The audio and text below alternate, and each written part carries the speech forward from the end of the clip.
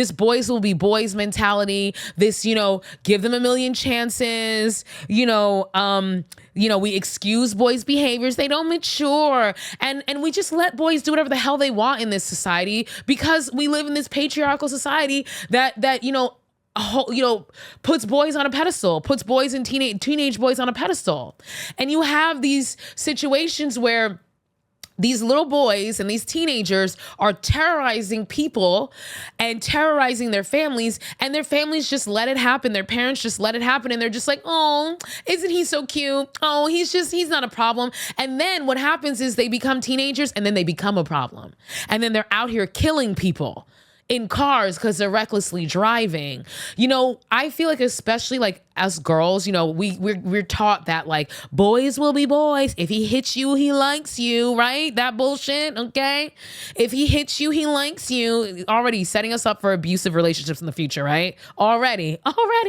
From the time that we're little kids in preschool and kindergarten, they have us little girls already prepared to accept abuse as a form of love. If he hits you, he likes you.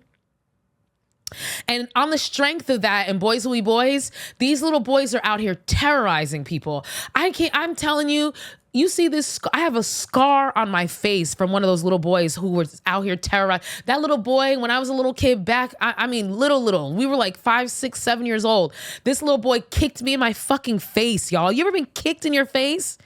Do you know what that feels like? It's incredible. It's a feeling I hope I never know again.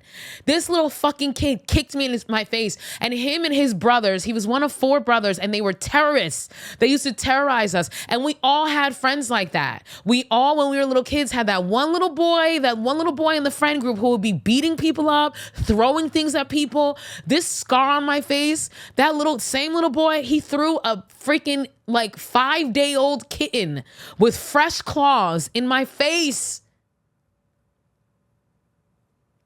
And to this day, I don't even know how many 25, 30 years later, I still have a scar on my cheek from that.